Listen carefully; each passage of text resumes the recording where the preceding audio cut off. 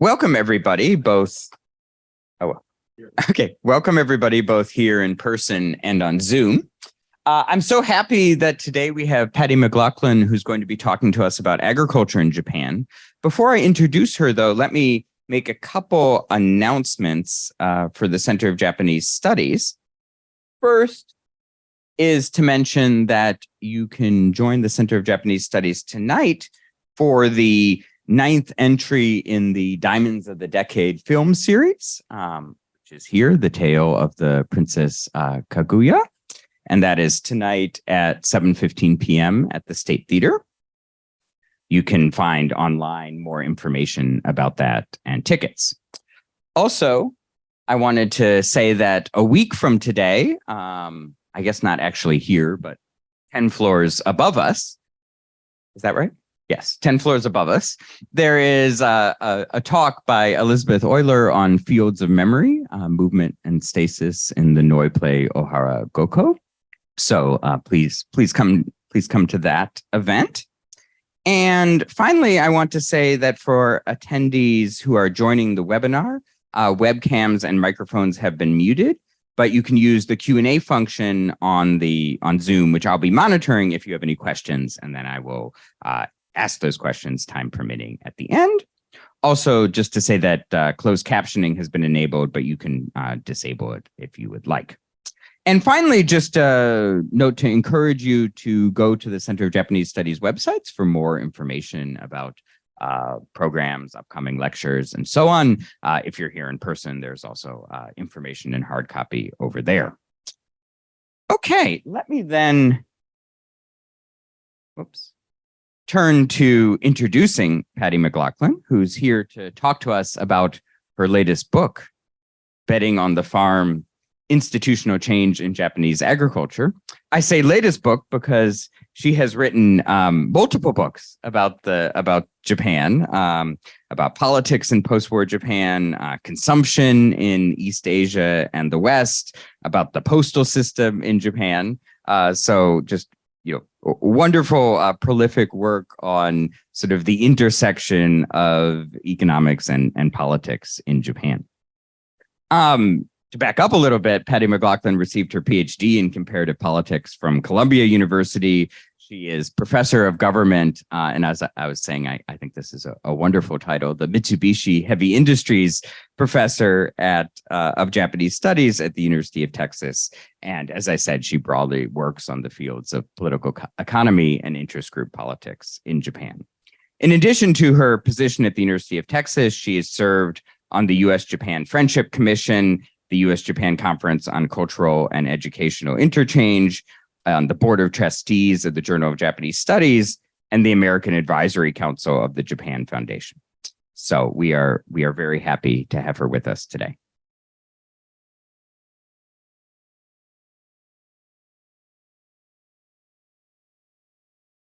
Can you hear me well? All right. Okay, I want to thank you for inviting me today. I've been to the University of Michigan a couple of times. Several years ago, it was at the invitation of John Campbell, and I'm delighted to hear that he may indeed be listening via Zoom from his home in Oakland, and I'd just like to send my warm regards to John. And thank you all for coming. It's always a pleasure. And thank you, Josh and Alexis, for your warm support and hospitality. So today I want to talk about a new book, came out just this time last year, that I co-authored with another political economist from the University of Pittsburgh. This is Shimizu, who is a Japan and a China specialist. And for several years, we were talking about our interest in Japanese agriculture and interest groups. And then by about 2015, 2016, we hit on the idea for this book. As we'll see, and I'll talk about as we progress, this is a book that looks at both the challenges and opportunities currently being faced by the Japanese agricultural sector. And the challenges are many, and some of them are existentially severe. But I also want to cast something of a hopeful note that there are chances, opportunities that we have detected through our interviews and our archival work for some change in how agriculture operates. So again, this book came out just last year. And the key problems that Japanese agriculture faces are twofold sets of challenges. The first is economic. The Japanese agricultural sector has been subject to a great deal of liberalization after decades of being protected in a way that snuffs out market forces. And Japanese enterprises have had a really hard time trying to adapt to this movement toward a more market, consumer-oriented system of agriculture. The second set of problems is more demographic. As we'll see, Japan is suffering from a declining agricultural population and a shortage of successors amongst the farming community. And the two issues together are creating something of a crisis for agriculture. And this was nowhere more apparent to us than in many of our visits that we did in our field work in communities across Japan, north and south. And let me tell you a little bit about one episode. This was in the summer of 2015, and Kay and I were visiting the Noto Peninsula, the Noto Hanto in Ishikawa Prefecture, just north of Kanazawa. It's a beautiful part of Japan on the Japan seaside. And we were interviewing people connected to local government, to the cooperatives, and to farmers and local leaders at the village level about the challenges that they were experiencing and how they were trying to adapt to the market. And one day we got in our car and we drove over around the top of that peninsula from Suzu, where we were based, and we turned a corner and happened upon this spectacular sight. This is the famous Shioyone Senmaida, literally 1,000 rice paddies. But if you're going to be really specific, there are 1,010 individual rice paddies carved into the side of this mountain that looms precipitously out of the sea. Each of these paddies is no bigger than the size of your typical parking spot. And in the past, up until about early 1990s, there were 20 part-time farm households that took care of these plots. They were part-time in the sense that they gained much or most of their income from off-farm employment in factories or local quarries or other employment opportunities in local cities and towns. And they basically tended to the field on the weekends. You can do that with rice farming. And it's one of the reasons why even today, 70% of all farmers produce rice. Fast forward to today, and there is only one farm household looking after the entire area. This is a crisis for Shioyone Senmaida. Obviously, just one part-time farm household. And the reason for this has to do with the drop of off-farm employment, declining prices for rice, and a number of other constraints that economists might celebrate as agriculture adapting to the market. And that is good in many, many ways. But this highlights, I think, more than anything, how much trouble these farm households have had adapting to these issues. So with that as a backdrop, what I'd like to do in my lecture today is take a slice out of our book. I want to focus on agricultural cooperatives. And all of those farm households that used to till the soil in Shioyone Senmaida, all of them belonged to an organization called Nokyo, or JA, Japan Agricultural Cooperatives. JA enjoys a membership of nearly 100% of Japanese farmers. All of them belong to the co-ops, and the co-ops are really at the front line of experiencing these dual challenges of structural change, both economic and demographic. So I'm going to look at how Japan is dealing with these issues through the lens of the co-ops. I'm going to start by explaining what exactly they are, and then I want to talk about how these farm co-ops differ from co-ops in other countries, what's distinctive about them.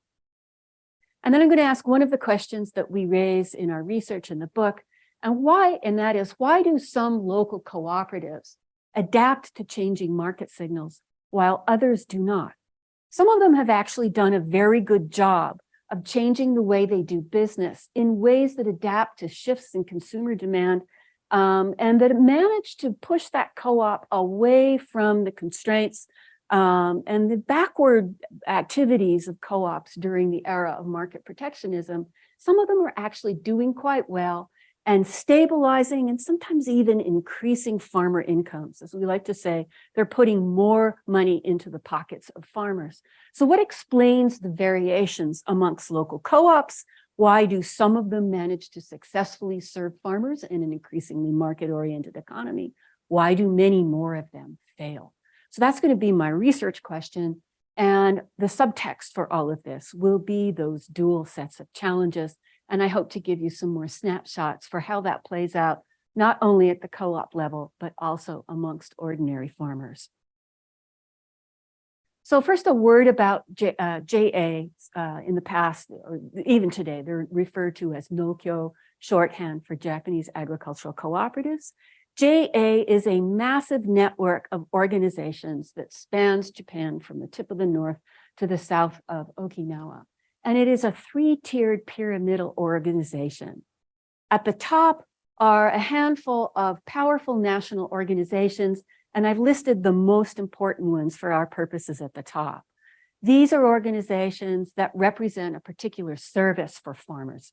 They can be either purchasing, relating to purchasing, or to credit, or to the provision of insurance. Zenshu at the top is actually an organization that gets the segue for farmers to get involved into politics and administration. But for our purposes today, I want to focus on Zenno. Zenno is the large national organization that's a federation of smaller organizations in the JA network, and they are in charge of providing inputs to farmers from seeds and fertilizers and pesticides, and also for marketing farmer product, getting farmers rice and other products into the market. And I'll explain how that works. At the second tier is a network of prefectural chapters. All of the national level organizations have their corresponding organizations at the prefectural level. And then the main focus of my lecture today is going to be the local level network of co-ops. And at the time in which we finished our research in 2018, there were a total of 652 of these local multi-purpose cooperatives. That number has declined over the decades, and it continues to decline. Today, there are just over 500 of them. They continue to get bigger and bigger through cross co-op mergers. But for the purposes of today, I'll assume we have 652 of these cooperatives. So let's take a step back for a moment and think about what cooperatives are, what they're supposed to do, and how Japan measures up. A cooperative of any kind, including an agricultural cooperative, is a democratic economic membership organization. And for agricultural cooperatives, the best definition we have found, is by the agricultural economist John Donne, who in 1988 wrote that an agriculture or any kind of cooperative is a user-owned, controlled business from which benefits are derived and distributed on the basis of use. That's a fancy way of saying that a cooperative should be of, for, and by the members. And that is true for farm co-ops. Farm co-ops should be in charge of management, as well as farmers should be in charge of management, as well as being the membership base. Management should be accountable to those farmers, and the benefits of pursuing the activities of a co-op should accrue to those farmer members. The co-op organization itself should be nonprofit. At least that's the ideal. All benefits go back to the members. And in so doing, in theory, the agricultural cooperative should perform a number of benefits for their farmer members. It should minimize farmer production and transaction costs. And by doing that, it engages in bulk buying of farm implements, providing those implements in bulk, and then serving as a conduit for a collection of farmers to market their products, get them into the marketplace and into the hands of consumers.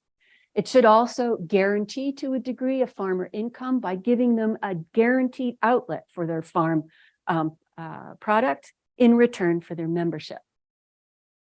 All of this should mitigate the risks that farmers will encounter in a free market enterprise.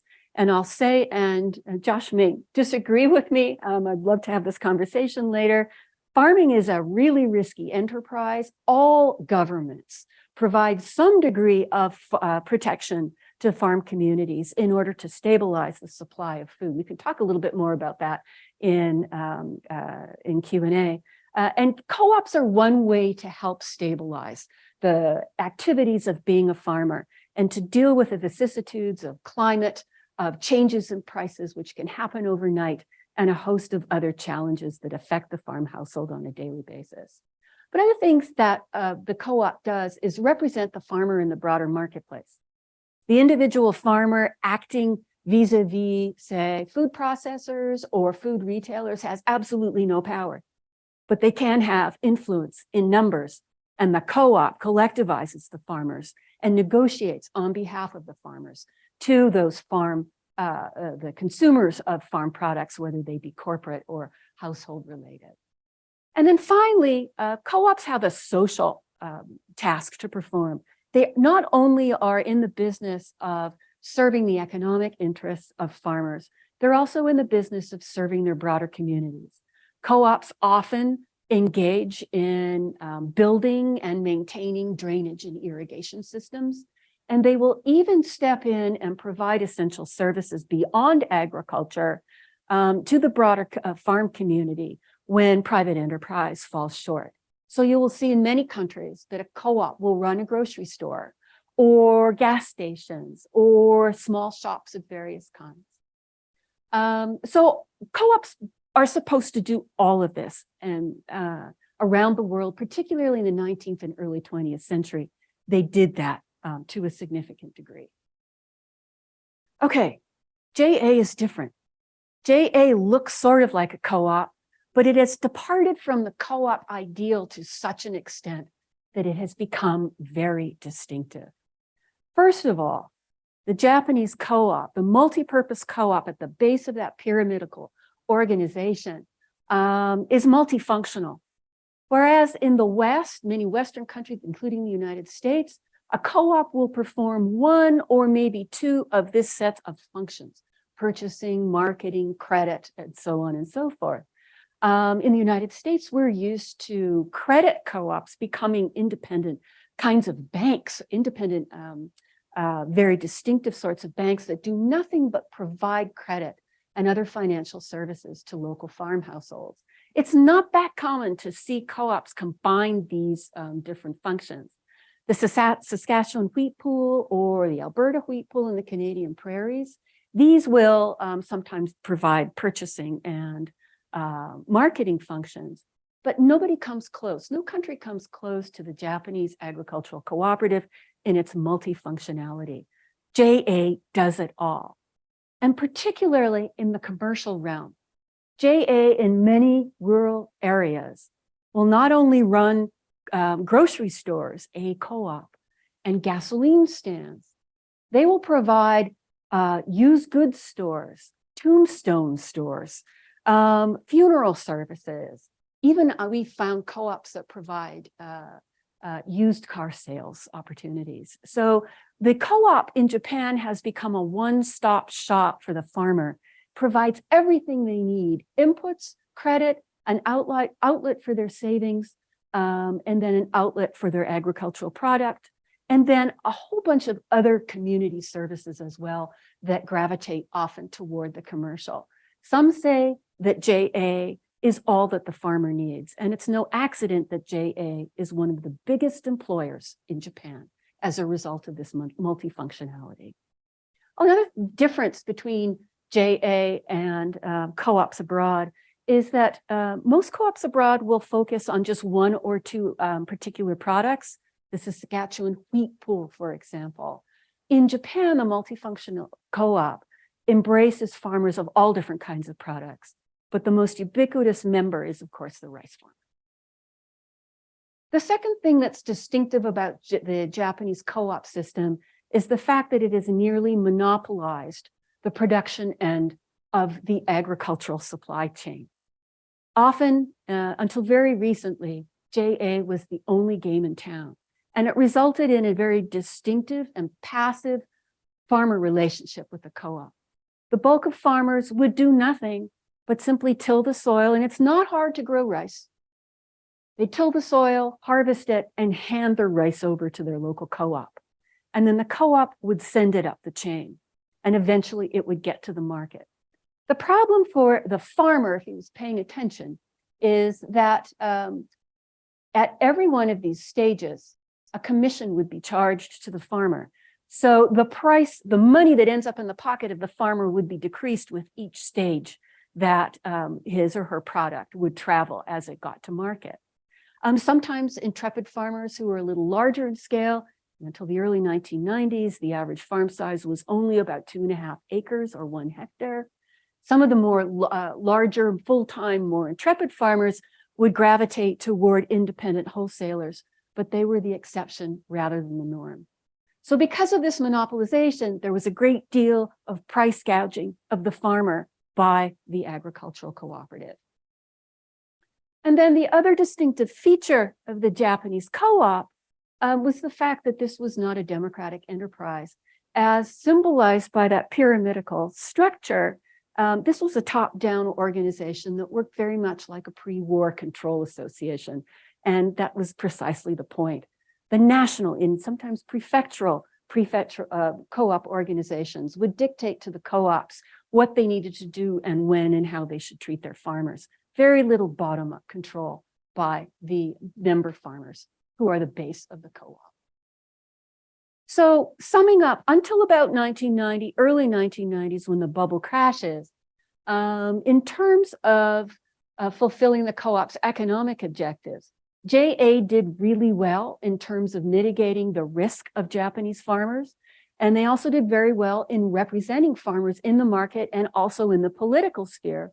But they did much less well in terms of lowering production and transaction costs and maximizing farmer inputs. So they met co-op objectives to a degree, but didn't do as well as they could have. And agricultural economists were well aware of that. So the question that I'll touch on just very briefly is, well, first of all, these JA organizations seem to be doing more to serve their own interests. And by the 1990s, they had become almost for-profit organizations than those of the farmers they represented. So how did JA get this way? Well, I've already given you one hint. There is a pre-war precedent for this. There are cooperatives before 1945. They got their start in the end of the 19th century, and they were subsequently and gradually very heavily controlled by the government. So by the time 1945 rolls around, the precursors of the prototypes of JA were already organized into those pyramidal organizations, and membership of farmers was actually compulsory. It was a way for wartime government to implement food policy in a way that was deemed efficient, and that also represented a common way of the corporatist organization of interest groups in Japan. But there was also deliberate choices made in the post-war era by the Japanese government. On the one hand, American occupying forces would have liked to see a great deal of democratization amongst the agricultural cooperatives. They pushed the Japanese government to reform the agricultural cooperative system so that it looked like and met American Western ideals of democratically run economic membership organizations. And the occupation pushed this, but they did not prevail, in part because this wasn't a major objective or priority for the US. So they let this go, and the Japanese government was basically given free rein to reconfigure the cooperative system along pre-war lines with just a few exceptions. So a mix of institutional precedent plus deliberate political choice puts the cooperative system on this track that I have just described. And then along the way, there were a number of other supportive policies that were introduced and remained in place until the early 1990s that helped reinforce this system. Chief among them is, of course, the fact that agriculture was heavily protected and governments guaranteed high prices, particularly for rice. At their peak, it is said that the price of rice in Japan was 8 times the world price of rice, and that benefits the farmers. There was also no domestic competition. Regulation saw to it that there were very few of these independent wholesalers outside of the JA system. The JA system didn't have to compete with anybody, basically, when it came to providing inputs to the farmer and marketing the farmer's output. There was also land ownership laws that favored the small scale enterprise. And by restricting who could purchase land and when and how, it kept that population of farmers very small scale and part-time, and therefore heavily dependent on the JA system. And then finally, there's a very intimate, long-term and successful electoral exchange relationship between JA and the Liberal Democratic Party. And it worked in ways that are very well known. The LDP promised these protectionist measures for the farm population and for the co-ops in return for JA serving as an organization to mobilize the vote behind conservative politicians. Now, for as long as the economy was growing, this system worked very well, and very few farmers complained about the fact that they were being price gouged because it had vaulted them into the middle class. It had made them prosperous. In fact, farmers were becoming more prosperous than some of their counterparts working in factories in the cities. Why complain? We give up a little, things could be better, but we're much better off than we were in the wake of World War II. Things change with the collapse of the economic bubble. Up to that point, the writing was on the wall that there were serious problems within the JA system that were hurting the future of agriculture. And one after another, a number of things happen that accelerate that process.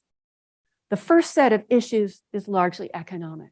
After the bubble bursts, shortly thereafter, Japan signs on to the agricultural agreement of what is now the WTO, the World Trade Organization, and in return was required to begin opening up domestic markets to foreign imports, although in a controlled way, and stepping back from the way in which it controlled rice prices. That process was never completed, but there was just enough liberalization of rice to force rice prices to begin to plummet.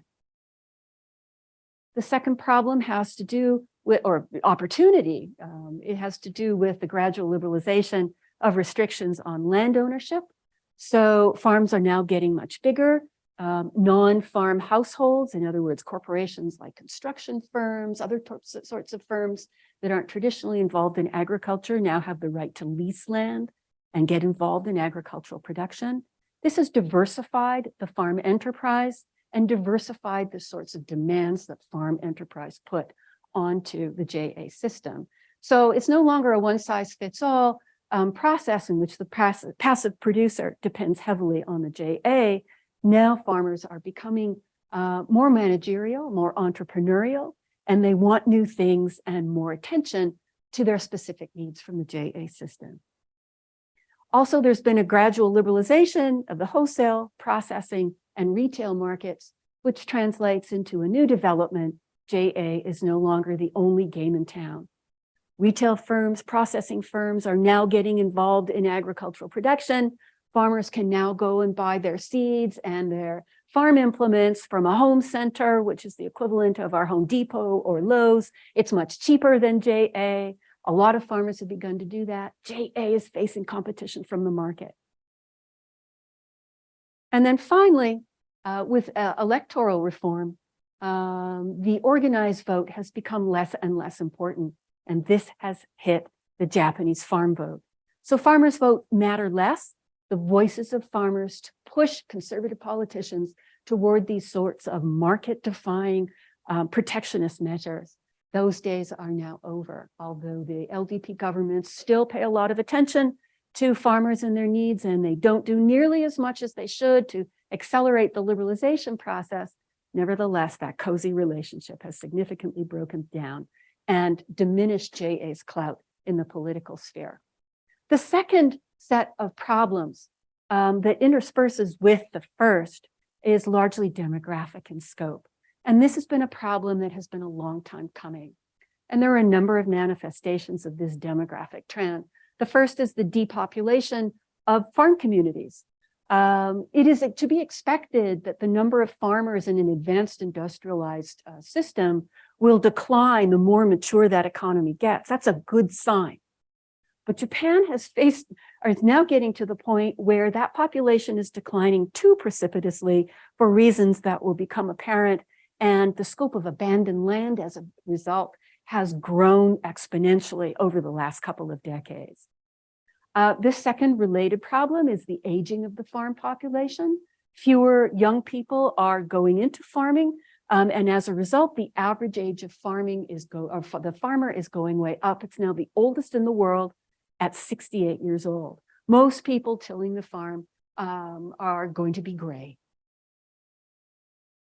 And then those people who are tilling the farm don't have anyone to take over the farm when they finally retire or pass away. There is an acute farm successor crisis. Conservatively, our estimate is that at least 50% of your typical farm households in Japan lack someone to take over the family farm when the head of that household retires. But recent statistics, since we published our book, now suggest that number is as high as 70%. And the reason is there's just not much money to be made in farming anymore. Young people don't want to go into it. Yes, there are some, the sons and daughters of farmers, who decide after years of working as salarymen, after mom or pop disappear or retire rather, they will come back to the farm and try to take it over and give it a go. But not everyone will do that. And there are not enough young people who decide to begin a career in farming, no matter what the style of their farm enterprise. This is a huge crisis. In fact, Japanese farmers that we talked to, almost to a person, when asked, what keeps you awake at night, would say the successor crisis. Even if I myself have a successor, I worry about the farm community in general because my neighbors do not have one. Farming is disappearing. So this is an existential issue. The Japanese government is aware of it, and so is JA. So JA is facing two sets of challenges here, a number of sets of challenges. Farmers are finding it harder and harder to make a decent living. And as a result of that, the future of the farm sector is becoming increasingly uncertain. Now you can see as a result of farm subsidies that for many decades, starting in the 1970s, farm incomes actually outpaced those of worker households, people who work in blue collar, low level, sometimes even low level white collar jobs in the cities. And that gap peaks in 1995 and then begins to go down. That's right in the wake of Japan's joining that agricultural agreement with the WTO. That's just as rice prices begin to drop. Now farmers are making on average less than their counterparts in the cities. The solution, almost to a person in our interviews, is pretty obvious. It's not to preserve the status quo, to remain relevant to farmers and to preserve agriculture into the future. JA leaders are recognizing that they have no choice but to change the way they do business, to put more money into the pockets of their farmer members, to give their members more say over how the local co-ops operate, and in ways which conform more directly to consumer demand and other market indicators. They know that if the co-ops fail to do this, some farmers will defect from co-op services. They won't give up their membership. They can pick and choose. They won't depend completely on the co-op anymore. They will go to the home center to buy their seeds. They will market their product through an independent wholesaler and perhaps get a better price. It might be riskier. It means contracts every 2 or 3 years rather than a contract in perpetuity with JA.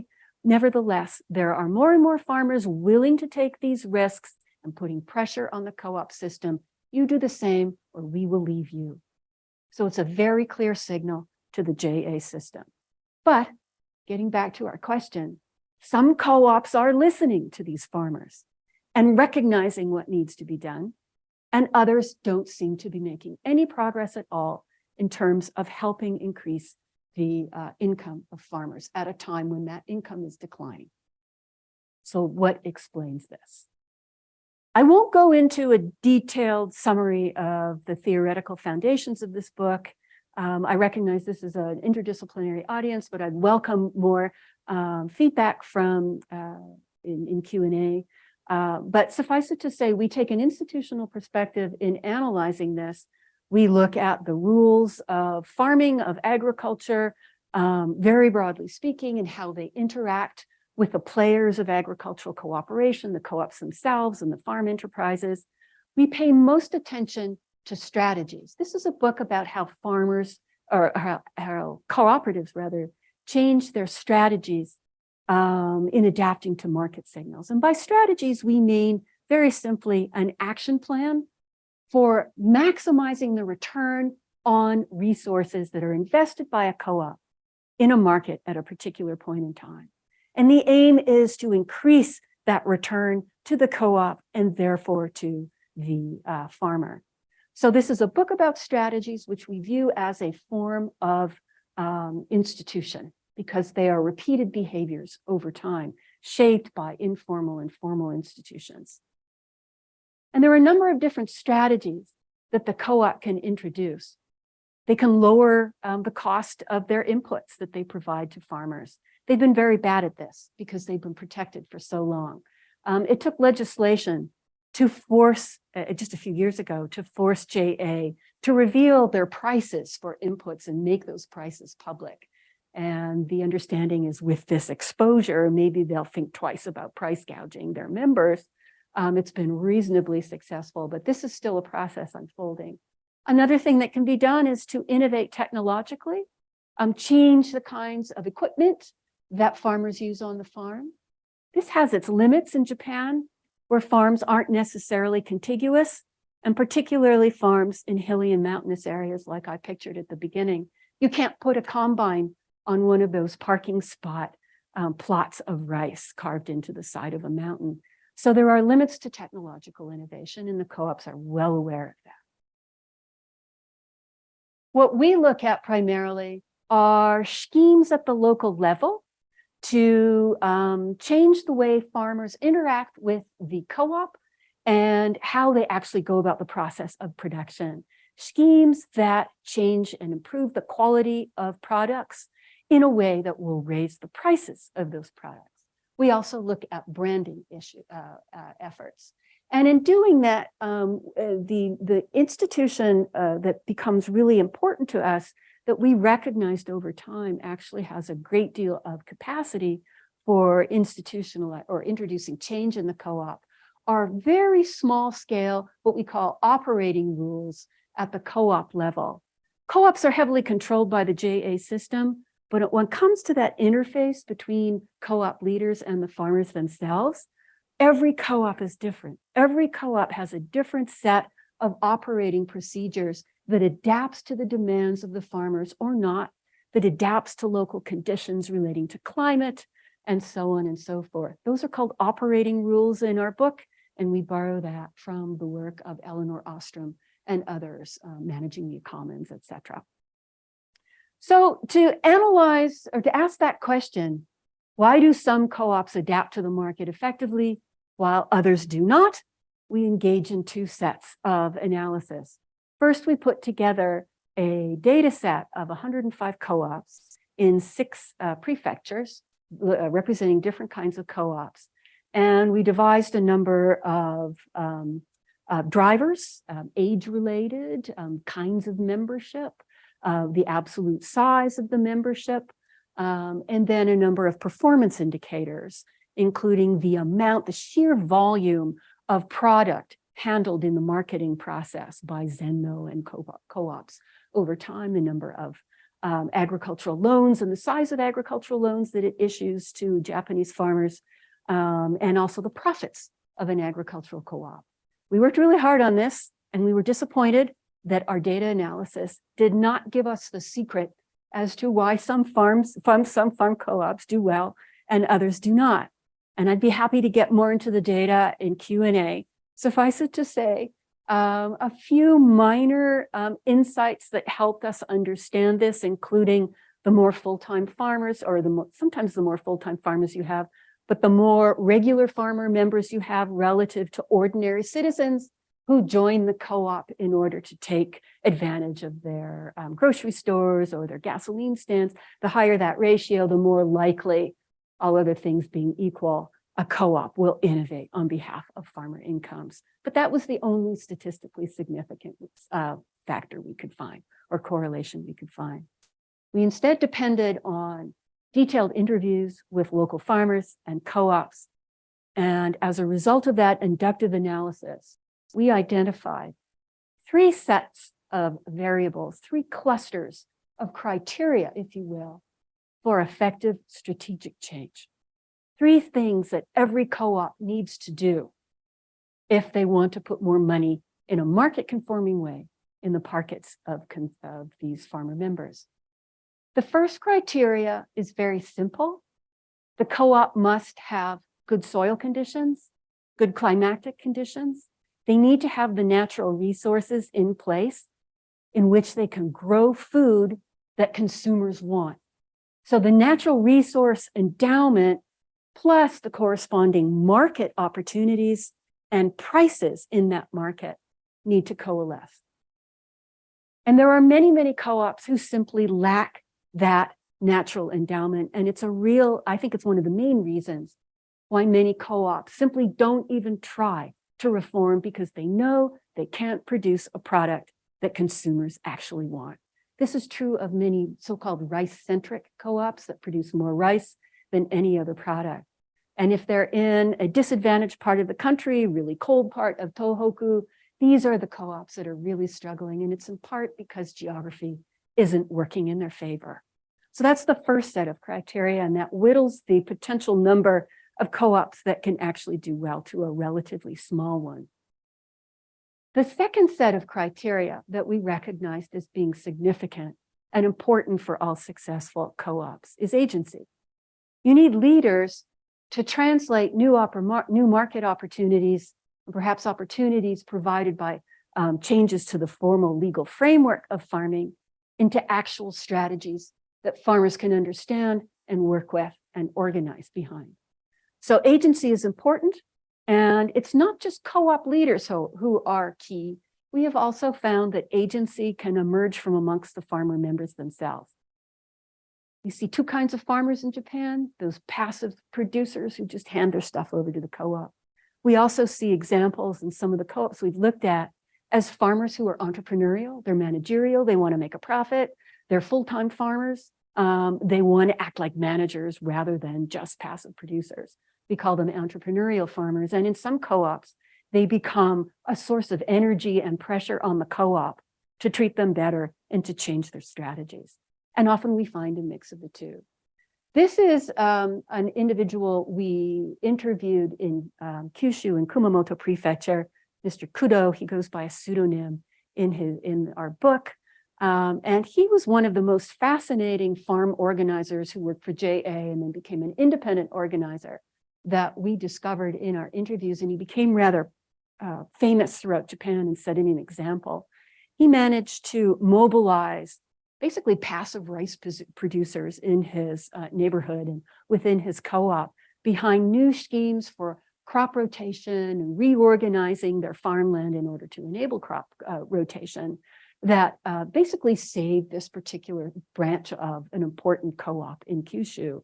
And he became so prominent that when Abenomics comes along and Abenomics highlights agricultural reform as one of the 3 targeted areas for structural reform in Abenomics, he hightailed it down to J.A. Kamiwski, where Mr. Kudo lives, and toured his farm. Here we see Mr. Abe meeting with Kudo and walking through his business, his office and out onto the fields. So agency matters. Agency matters whether it comes from a co-op leader or whether it comes from the co-op members themselves, or a combination of the 2. And then the third set of criteria that we discovered and argue on behalf of is organization. So co-ops are economic membership organizations. New strategies are not going to work, no matter how vocal and effective and articulate the co-op leaders, if farmers aren't behind and supportive of that strategy, and they organize themselves through those operating rules at the local level that enable that strategy to become reality. Organization is key to the effective implementation of new strategies, whatever form they may take. And we spent a lot of time uncovering the kinds of organizations that local farmers will implement in order to support the co-op. So the co-op is not the end of the organization of the farmers where the farmers meet the co-op. There's actually an interface in between the two, and those are production committees, village organizations, and a host of other sorts of foundational organizations, or kisososhiki as they're called in Japan, that serve as a sort of liaison between the local co-op or the branch of that co-op and the broader farming community. So you need resources, and by resources we mean geographic and market oriented. You need good leadership, and you need effective farmer organization. All three must be present, but they're not necessarily sufficient to guarantee economically successful change of co-op strategies. We have found that all kinds of things are also involved in the process, depending on the actual co-op. Timing is key. The timing and sequencing of reforms can make or break a reform process.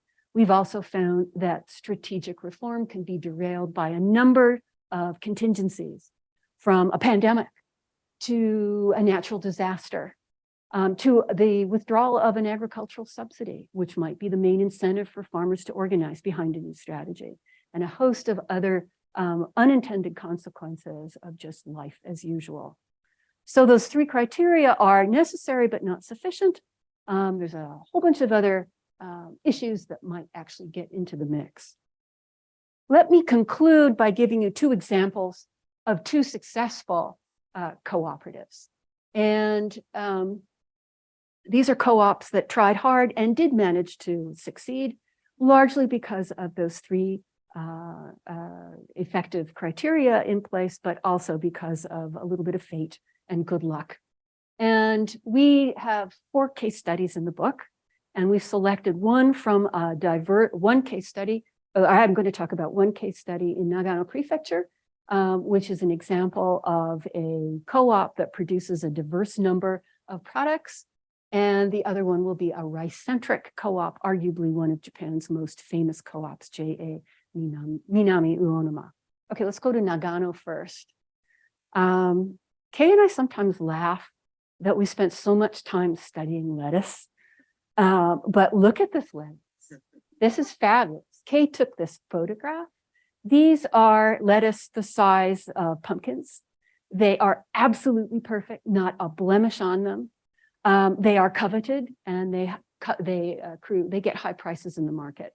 What do you use this iceberg lettuce for? Well, they're going to be used by high-end hamburger makers. They're used as condiments. But the way in which these lettuces and other vegetables like them are produced really highlights something that is getting a lot of attention, a production scheme that's getting a lot of attention in Nagano. Okay, so here's how it works. How do you produce the world's best lettuce in a way that makes Nagano farmers rich? Well, you organize things on the prefecture level. There are about 24 co-ops within Nagano, and the JA, sort of prefectural organization that corresponds to Zeno, oversees all 24 of them. There might be less of them now than when we were doing our research. And they decide, we're going to draw up a list of cultivation tactics in order to produce the best quality lettuce money can buy. And we're going to create a price list for these lettuces that correspond to quality. So all the farmers have a handbook. They know what they need to do, how much agriculture, fertilizer, pesticides, et cetera. This is not organic. We can talk about that later during Q&A. All of that stuff that you need to do in order to cultivate really, really good lettuce. And it's far more complex than I just described, obviously. And then the pricing of the output is going to be graded according to quality. So these gem-sized, perfectly formed, bright green lettuces, let's say, get the top grade. These are AAA, and they make the highest price. The next grade will be, say, AA, and they make a little bit less, and so on down the line when you get to the B grade. So you have a real hierarchy of priced lettuce that vary according to price by quality. Now, what happens is at the Nagano level, at the prefecture level, the JA at that level will each year set up quotas. We're going to produce this much lettuce over the growing season. And they divide the quota up and give it to each of the co-ops. And then at the co-op level, their particular portion of that quota is divided even further and distributed amongst co-op branches. And then the co-op branches work with the farmers working through their production committees to actually produce the lettuce. Then at the end of the growing season, to ensure that there's not a glut of lettuce on the market, just because you produce more doesn't mean you're going to make more money. It works the opposite in agriculture. You want a bit of scarcity in order to raise the prices of your produce. If there's a glut, too many heads of lettuce produced to preserve the AAA price level of that top graded lettuce, the producers of the lettuce at the bottom rung of that scale will be asked to destroy their product. Turn it under, basically. Return it back to the soil. And the people at the bottom, the farmers at the bottom of that list, will destroy the most. And the folks that are producing the grade A or just below will destroy the least. And what's remarkable to us is that even though there's some grumbling, I worked so hard on this and look at, I'm destroying my lettuce. Even though there's some grumbling, there's acceptance of the system because they know JA will deliver. And by doing this, they preserve the top price according to which all other grades are pegged. And therefore, they will improve their income at the end of the growing season. So it works.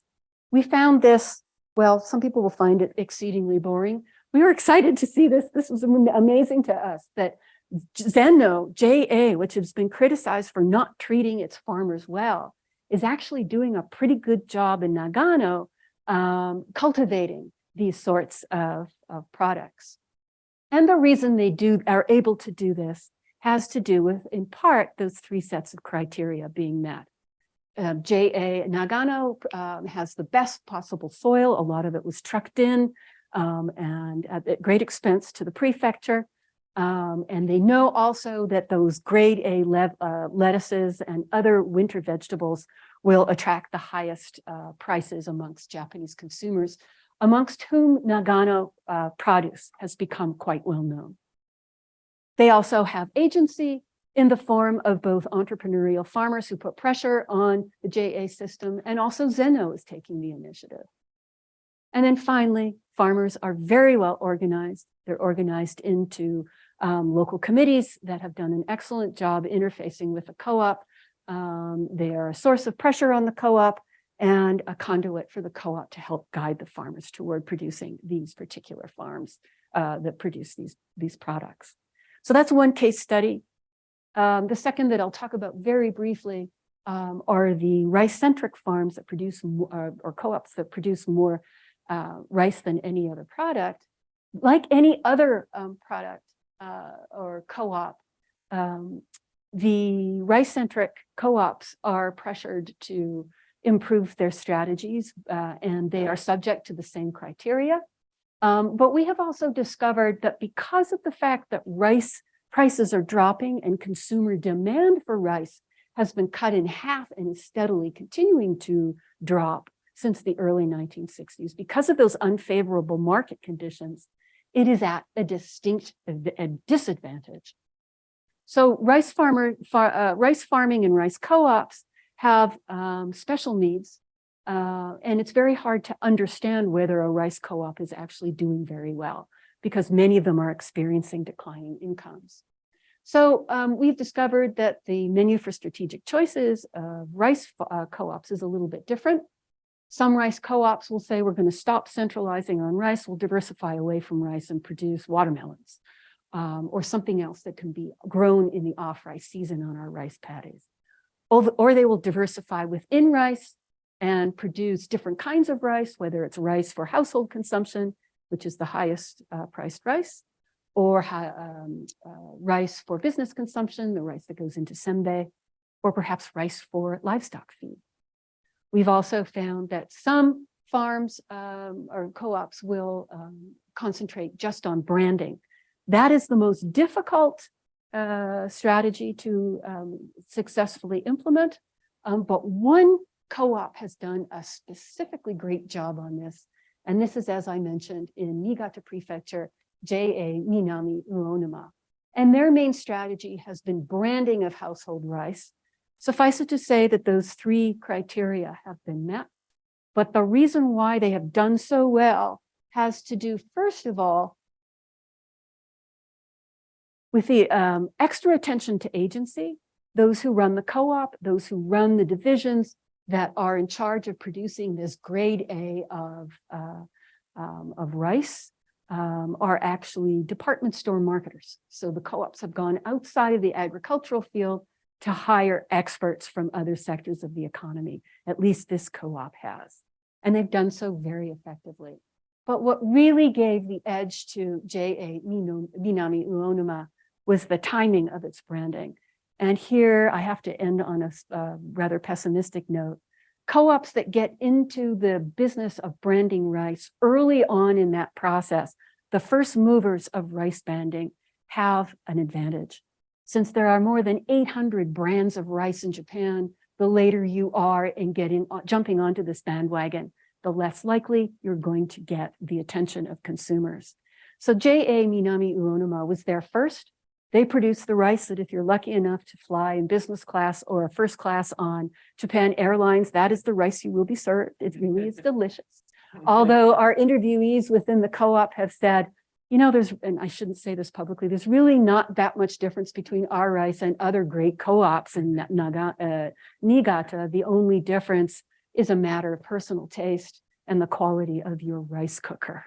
So don't quote me on that one, but timing is everything. Timing and expertise are key, but most rice-centric co-ops are doing extremely, having a really tough time. They're not able to follow in the footsteps because they're too late to the game of some of these strategies that Minami Uonuma has successfully implemented.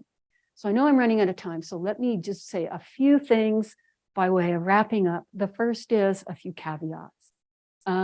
First of all, I want to remind everybody that co-ops just aren't in the business of making more money for farmers. They're in the business of serving entire communities. And those requirements, those social requirements, can be costly to a co-op and deflect their attention from some of the things we've talked about today. The other thing that I've talked about, and I'm sure there'll be some questions about this is not environmentally sustainable agriculture. To the contrary, JA is making a lot of money in Nagano through the required use of its pesticides, sometimes reduced use, but pesticides are ubiquitous. Chemical additives to the growing process are ubiquitous in Japan. And then finally, just a quick note, one of the things that excited us about looking at institutional change in JA is what a sociologist would call institutional isomorphism. All of the organizations in JA from the outside all look the same. And so what better way to look at institutional or organizational and strategic change than by looking at these like sorts of institutions? But what we found through our interviews, through our case studies and field work is that every co-op is different. Every co-op differs at the local level in terms of their operational rules and their interface with farmers. So we see a great deal of variation amongst the farms within that system of organizational isomorphism. So let me leave you with two rather famous advocates of agricultural reform. There is now the now deceased former Prime Minister Abe driving a combine, and right now he's planting rice. You can see the cute little trays of rice. He's looking very delighted and pleased with himself. And here's Koizumi Jr., who's also jumped on the agricultural bandwagon. I wouldn't be surprised if agricultural reform is to Koizumi what is his name, Shinjiru? What postal reform was to his father. So we will hear more from him, particularly if he reaches the higher echelons of the political world. So I'll leave it at that, and I thank you.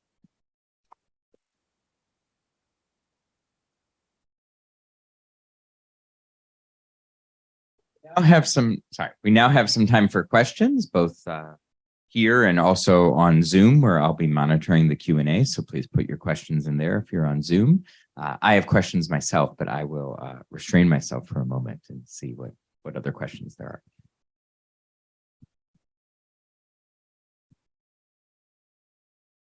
are. Thank you so much for that super interesting presentation. I had, I guess, maybe two questions. One was just trying to think about some of this. I think it's another presentation that we saw at one point. If in your research or just in your travels more broadly, if you have a sense of the extent to which there's a desire to pursue this. I mean, so there's thinking about things like movements like cottagecore and these other kinds of like return to the land kind of movements, particularly in terms of more natural, maybe kind of more economically or kind of environmentally sustainable works, but kind of politicians who were trying to kind of seem more earthy or kind of notwithstanding. Do you have a sense of populations for which it might be kind of interesting to them to kind of try this, to kind of either get away from the city or to kind of try to pursue a different type of, say, non-salary man kind of life or something? That's the first thing. And then the second thing was just about just kind of hearing a bit more in maybe ethnographic detail or about some of the farmers that you're talking to in terms of their sense of basically the past and the future. I mean, so to what extent they're reminiscing or to what extent they kind of are narrating this in terms of is this like good old days rhetoric, or are they happy to kind of be moved from this or to have in some ways the intrusion of the market kind of help make the decision for them around these kinds of things? Particularly I'm thinking about like what that might mean for kind of gender specifically and and kind of how say women that might be tied in these families might have a higher burden that they're in some ways maybe happy to let go of, whereas the guys who are kind of fake rolling their sleeves up to kind of do work might have a different kind of, might fetishize that in a different way. So. That's really interesting. Okay, two great questions. And the first one speaks to an alternative way of doing agriculture. As JA loses its dominance, it's still the most dominant player in Japanese agriculture, but there are other competitors. What I didn't talk about and what you rightly point out is that there are these small movements of organic production, return to the earth. And there are some young people who say, I don't want to be in the rat race and I'm going to go down on the farm and start a new kind of life. Some of these won't be traditional rice farmers. They'll work with hothouses, hydroponics, etc. So yeah, that is a movement. Hothouses and particularly hydroponics, although it is taking off in Japan, doesn't seem that useful to Japan, or there's not that push for it. And as my co-author has often said, there's no need because Japanese soil is so good in many areas. You can still, farm the soil we have more effectively without going to that. But there is this push. Now, the problem is organic farming is actually really hard to do. It's more time consuming because you have to do the weeding yourself. You can't rely on pesticides and herbicides to do that. And it requires a great deal more attention. So unless you have DX, unless you have digital technology that can really help you pinpoint how to apply or where to go, et cetera, and how to see where need is being met within your fields,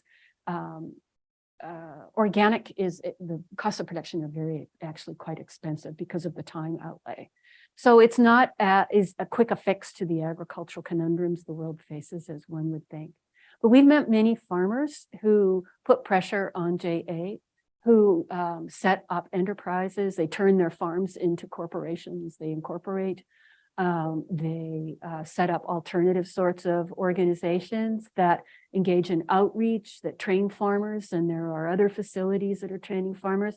So yes, very slowly, there is an alternative to JA developing that envisions the kind of agriculture that you see that's more sustainable and more diverse. Okay. As for the farm households and through our interviews, what kinds of reactions we got from farmers, it really depended. We talked mostly to entrepreneurial farmers and got their opinion of regular farmers, but we would sit sometimes in study groups and listen in on ordinary traditional passive farmers, as we called them, talk about their lives. Those passive farmers are often part-time, they're now elderly. Some of them are women. Many of them are nearing retirement. They're facing problems with successors. And they're the ones that bemoan the good old days, because protectionism made it easy to be a farmer. I could be a farmer and have a day job and actually have a good income and send my kids to college in Tokyo. So there is nostalgia from an economic point of view for the days of protectionism. But amongst the more full-time farmers who feel stymied by some of these unfair subsidies, et cetera, or who think that some more market competition will actually result in a flourishing of consumer demand and make farmers work harder and more effectively. We've met farmers who think that what's happening is a great thing. And they run their farms like businesses. They take more risk. They're less dependent on JA. They don't feel nostalgia.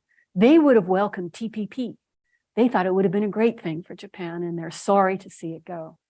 Then there's, just to wrap up this response, but your question reminds me of a third group, and that's those who romanticize the past, who see the essence of Japanese culture embodied by that small-scale traditional farmer, the couple side by side tilling the rice field, and the kind of communitarian values that represents. That was always overstated. They're able to survive because of extraordinary government subsidies in various guises. When those subsidies are removed, farming becomes a dirty and very difficult process. So I hope that answers your question. Yeah. Zoom, sorry, a question on Zoom from John Campbell, Oh, great. which I'll read. Hello, So first of all, he says a terrific talk, which it was. And he says, of course, hard to compare this cross-nationally, but is it your impression that this sort of organized adaptation has happened elsewhere as different from American high-tech, large-scale corporate farming? Great. Thank you, John, for your question. And it's great to hear from you. Yes, some of this is happening. Cooperatives around the world are changing. Some of them are becoming more and more like businesses. They're becoming larger. Some of them are internationalizing.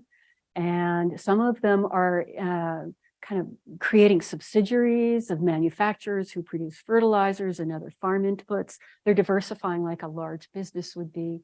And the big challenge there is that how do you become more and more profitable in this era of economic competition in agriculture while still maintaining the principles and essence of economic cooperation, which is a social enterprise as much as an economic enterprise. So yes, that's happening abroad. It's happening a lot in Europe. We see a lot of it in the United States.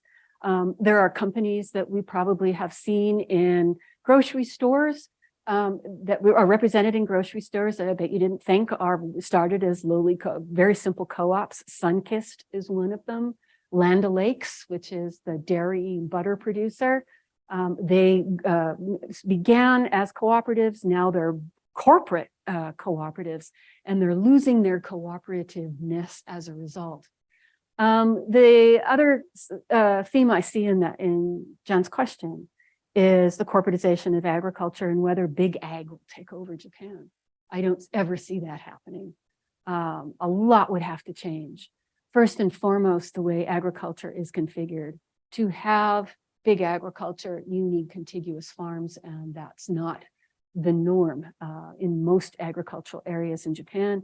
There's also a cultural taboo on this. There are taboos on farm, still restrictions on purchasing farmland.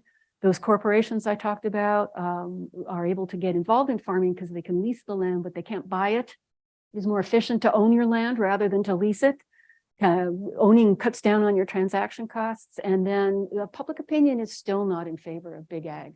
There is a lot of controversy in Japan and criticism of companies like Monsanto and others like them, and a desire not to have that in Japan. I think the family farm is still the future of Japan, but those family farms are changing as well.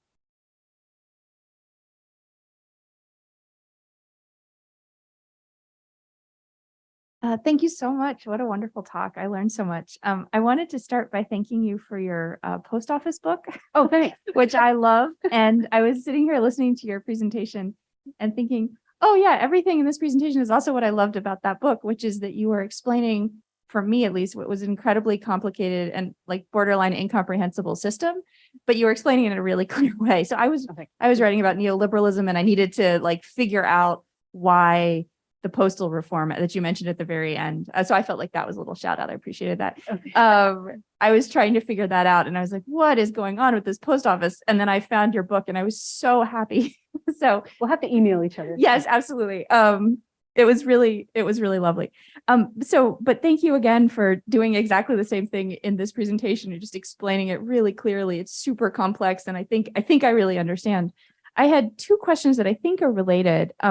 You mentioned twice the sort of price gouging in that earlier stage. And I was just wondering on a very basic level, like where did those profits go? Is that funneled into the LDP? I was just wondering, like, it sounds like there's this big, or at least used to be this big pocket of money that JA controlled, or, you know, so I just wanted to hear more about those potential profits that I understand were probably now in the past. And then I was wondering, I think I'm going to forget the actual term, but that internship program where foreign workers are brought into Japan, I mean, internship in quotes, right? Yeah. And I was thinking, excuse me? I think it's professional, technical intern. That's it. I knew there was another word to it. I might be wrong. And none of it is all a euphemism for effective day laborers who are dramatically underpaid and put in very dangerous situations. So to produce agriculture, right? So I was wondering how that played in, if anything. And so the need for workers, the turn to foreign workers who are dramatically underpaid, temporary in the country, et cetera. So I think the link might be profit, but I'm not sure. So I'd be happy to hear anything you can share. No, great questions. So your first question about where do those profits go? So JA serving itself more than the farmers that they profess to serve. The profits are channeled back into JA organizations and used as investments for expansion. So JA looks like a huge commercial enterprise. Zeno is a massive company, basically, even though it calls itself a co-op. And just FYI, I did not get into Abe's railing against how this works. If he had had his way, he would have chopped up the JA system and abolished Zenchu and Zeno and created a network of independent co-ops.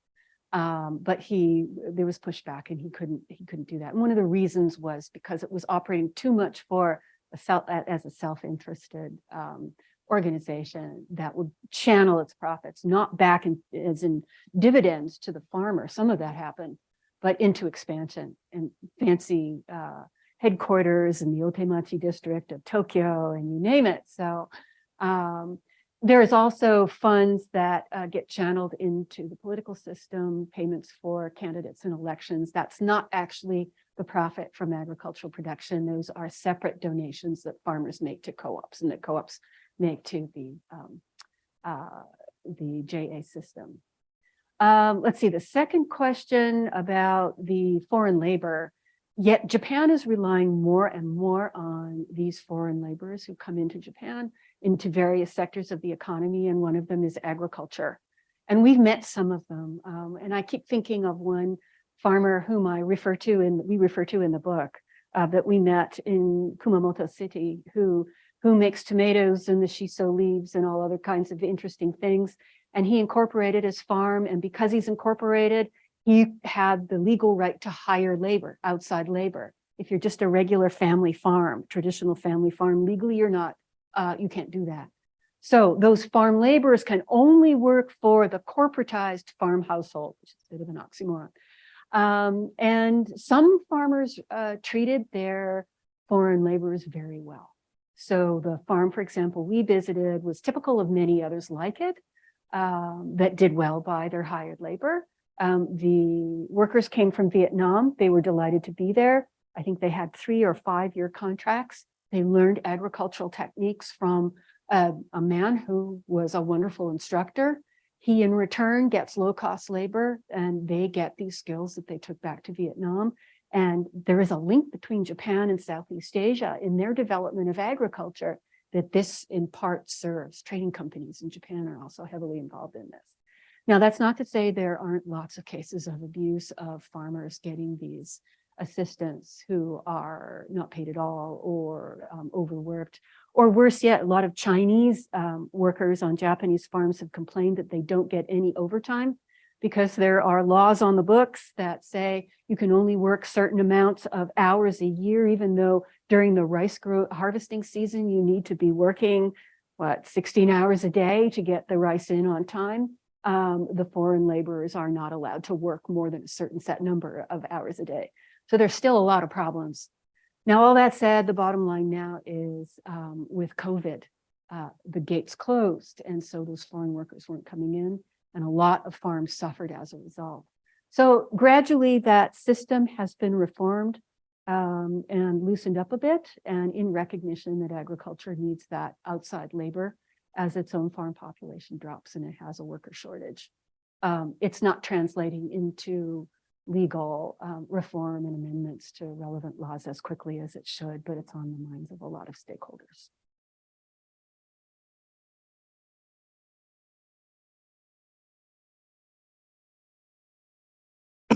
Thank you so much for your talk. Even though I had a delayed in-person appearance, I was avidly listening to it over Zoom before I got here. And certainly for me, when I was living in Okinawa, driving around, I would see the JA logos everywhere, and I always wanted to learn more about it. So I was very thankful for the presentation in terms of shedding so much more light on it. And also too, I think a lot of my friend cohort, when I was living in Tokyo, they were all strangely related to agriculture in different ways. One of my friends was really involved in the slow food movement and had engaged in young adult agricultural worker core programs and things like that. Another one is involved in sort of weekend warrior by employment on a farm that he sort of manages. And a third one recently moved to Shikoku, where he and his wife and child, they are involved in rural revitalization efforts. Great. And so like these issues of marketing and of, you know, like trying to find new products to help revitalize local regions.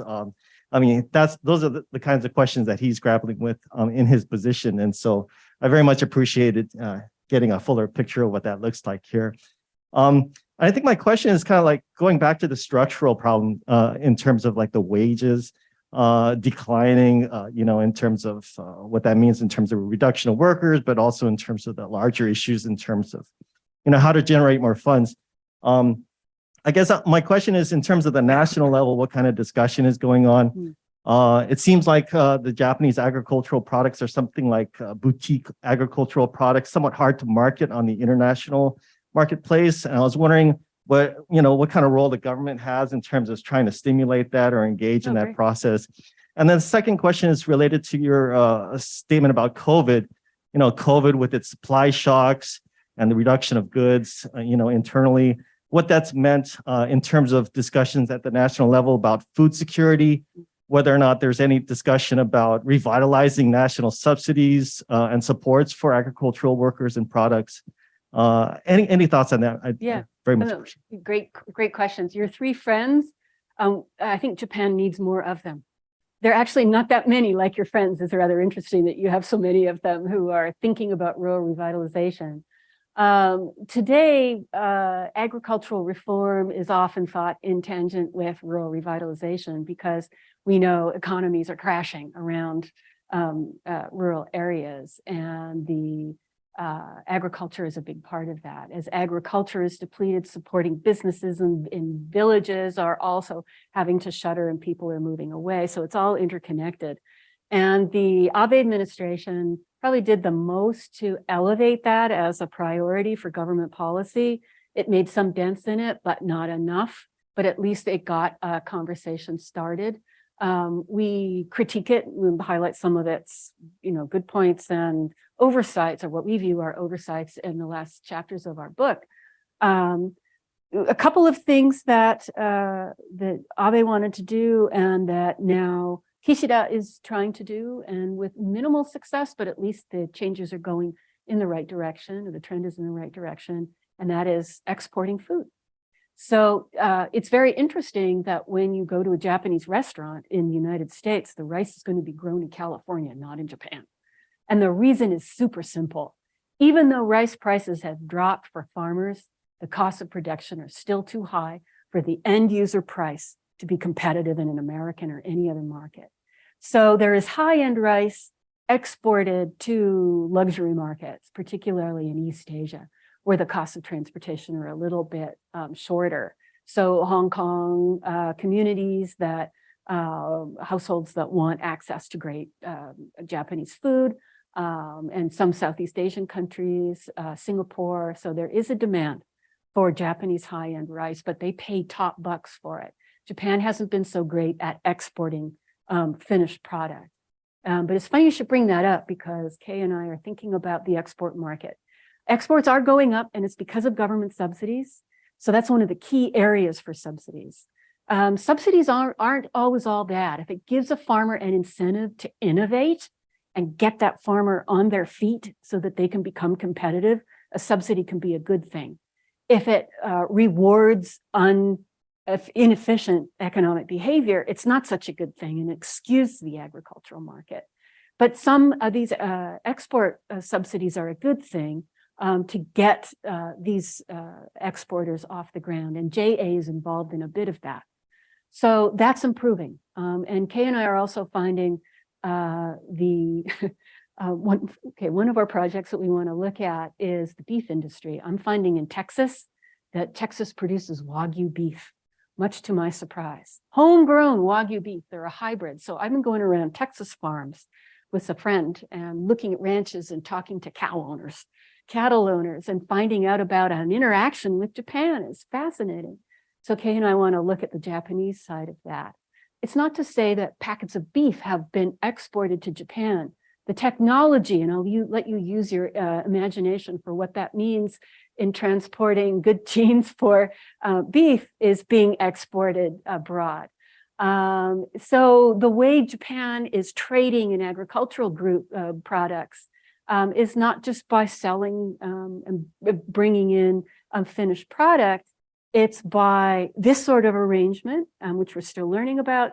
It's also trading companies are, and this little is known about this, like Mitsui, Mitsubishi, all of those big trading companies are establishing footholds in agricultural markets abroad, in the United States, Canada, some in Europe, particularly in South America, in Brazil, for example, where they own grain elevators, they own chunks of ports, and they're able to secure sources of wheat and major commodities that they control at the upstream level so that they can ensure that it gets to Japan. And that speaks to that other issue you talked about, which is worries about food and self-sufficiency. So yes, that's a huge issue. In terms of COVID, can you remind me what your question was on COVID? Yeah. COVID became a huge issue. Food security became a huge issue with COVID, and that's another little side project that Kay and I are thinking about. It made people very nervous about the food supply and the sustainability of the food supply. What happens if supply chains get completely cut? And more so than COVID, the war in the Ukraine has been a problem and affected the supply chain internationally, and that affects Japan. So yes, this is renewing attention to the sustainability of the food supply. And there's a lot of controversy, a lot of sort of disagreement on the best way to do this. One way is what these trading companies are doing and securing sources at the upstream level. Economists are often calling for more trade agreements that ensure the flow of supplies, but there's also that big issue of we're not making full use of our land. Our farm population is declining. We need to reclaim land and bring a new population, young blood of farmers onto the land. So they're producing not just rice, which fewer people are eating, but a broader range of food products. Thank you so much for your very interesting lecture. I just had a little bit of a clarifying question because you talked a little bit about how demographic crisis has caused the scope of abandoned land to increase. So I was just kind of curious about what happens to that abandoned land, like if it falls under the control of JA or anything along those lines. And especially you mentioned like the complications with land ownership too. Yeah. Thank you. Yeah, great question. It's funny, when we first started our field work, I learned a lot from Kay. I said, how do you know the names of these plants? How do you know all this stuff? You can tell different kinds of rice strains from one another. I haven't a clue, and I'm not sure I need to know for the purposes of this book. She said, we learn it in school. So the Japanese learn this stuff. They learn where their food comes from in the regular school system. We do not. So maybe that's why I don't have a green thumb and our garden is drying. But so to your question about abandoned land, Kay immediately had an explanation for this for me. I didn't have to go to the books, but we would pass by these old rice paddies and you'd see huge weeds growing, even some trees growing. And the gist of the problem, as Kay explained to me, is if you don't constantly tend the land, weeds set in, trunks set in, there's depletion of nutrients, and she listed them all from the soil. And the more time passes, the harder it becomes to actually clean up and reclaim that land for agricultural purposes. So with each passing year, each hectare of land that has been abandoned will become more costly to reclaim because of nature basically doing its thing on land that runs wild. So it's a huge issue. It's a huge issue. The rate of abandonment has declined somewhat. It is the target of government policy. And there are efforts to make sure that when a farmer retires or passes away and doesn't have a successor, that the land is not abandoned. And JA gets involved in some of this. One of them is called Shuraku Eno, which means sort of a community-oriented agriculture, where a new organization will be set up, say, in a village where the population is declining. And there will be managers, and this might be incorporated, sometimes not. There will be managers in that office who are savvy about agriculture, and they will provide services for retired farmers. They will send workers out to the farm that the farmer can no longer till and make sure that that land is kept up and harvested, et cetera. So there are new organizational innovations that help address this problem of the successor crisis and abandoned land. And so that involves JA. JA is promoting this, and they're promoting it, and I'm being skeptical here and cynical for very self-serving interests. We want these farmers to continue to pay their dues as JA members, and politicians want them to pay their dues because a farmer equals a vote. So there's a lot of incentive to do this. But we were also seeing examples of JA being pressured to consider new ways of helping the farmer. And JA, some of it's more intrepid and I think thoughtful leaders are reluctant to do this. And that is for JA to take control through subsidiary organizations of land and actually oversee the cultivation of that land. They said, that's not what farming is all about. Then we become a kibbutz. And we don't, and kibbutz are relatively rare. JA had not wanted to do that, but that may be in the future of some of them.